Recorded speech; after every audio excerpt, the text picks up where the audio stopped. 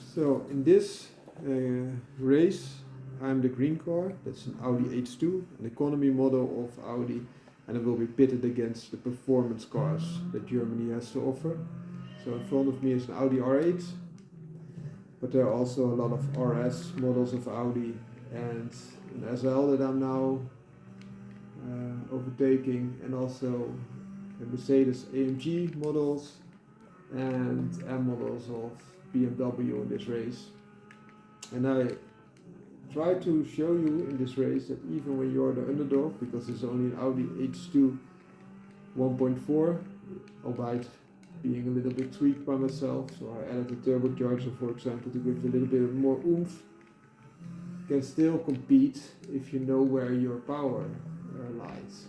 So of course I will not be making it at the straights, but when they are not going all in because of the bends or the terrain, and I will go flat out like I'm doing now, I might be able to gain some positions.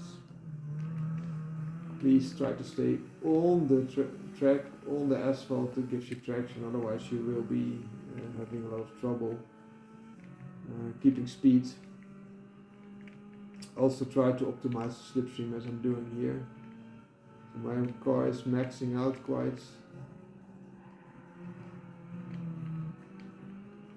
a bit. I think that car now is a BMW GTR M3, so a very light and powerful M3 that I'm now competing against. But I will be even more scared of the R8 and the SLS working their way up the field, because those cars are even more capable than that special version of the BMW M3. I'm not dissing the M3 because I think it's a very capable saloon and can hang with many a sport car, but a true sport car is often very in the advantage because it is lighter, often also lower, and in case of the R8 also has four-wheel drive, which gives you superior traction and acceleration. Benefit of a M3 without four-wheel drives, of course, that it's a very balanced car. The back tires will do the propelling, and the front tires do the steering and the majority of braking. Whereas in this H2 of Audi, I'm braking with the front tires, steering and propelling it, because it is a front engine, front wheel drive car. But you see that some tweaks can make a world of difference, that you're even competing with some of Germany's finest with an economy model. I think there will be little models of Audi that are so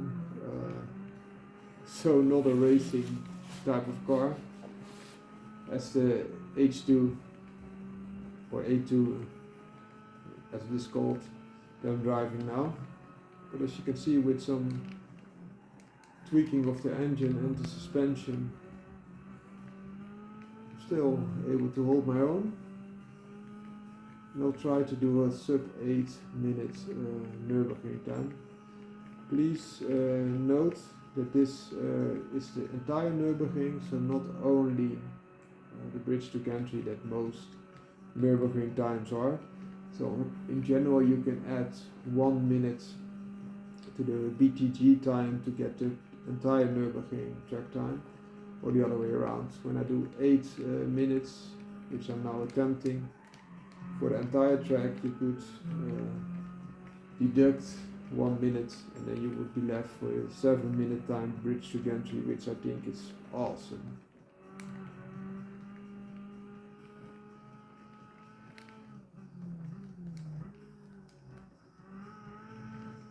So what this car is about economy. It's the 1.4. There was also 1.6, which was the fastest H2. This is an economy car. It had 75 horsepower stock, which is now being tweaked, of course, to over 200 horsepower. but the benefit of such a car is that it is very practical, because it would offer you almost the interior room of an H3 in a lot more compact body that could also be a little bit lighter. But Audi also used some of their aluminium knowledge in this car, so in my opinion it's a very cool car, even though most people don't think so, or think it is very unathletic because of its high build. But even that can be reduced a little bit with your suspension. You have some lowering springs, for example. And that way you can reduce the center of gravity a bit. I think it has some styling cues of the Audi TT, which I also like. A little bit of the bulldog type of look, which I really like. And also the aluminium parts that are incorporated. So it has a sister model of Volkswagen, which was far less roomy. But this is a 5-door, known as the VW Lupo. And that VW Lupo had also aluminium parts in this fuel-saving variety, the SDE, so the saving diesel, and also the GTI, the performance model. But the H2 had the aluminium components in almost all varieties, which makes it a very special car in my opinion. A little bit like a modern version of the Citroën 2 Cheveux.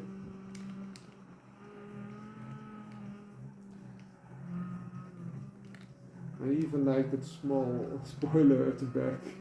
So as you can see, the glass is tilted halfway, to give you a little bit more of an aerodynamic shape. So a little bit, the back has a little bit of details like on the CRX or inside, for example, or the Prius. And also has that little spoiler in the middle to give it a little bit more downforce. This is a bad thing. As you can see, I'm now on the straight and I don't have the power that they do have. So I anticipate them to gain on me very fast. But the only thing that I can do is to run out my max speed, and as I'm doing now, while they are gaining on me. And I try to hold my line as long as possible for them not to overtake me. They're getting very close. I try to cut it off the corner a little bit this side, so now I have the shortest distance in that bend. And as you saw that they were braking, I was not braking because I didn't want them to overtake me right there. Braking again. Late, and there we go. A sub 8 minute time.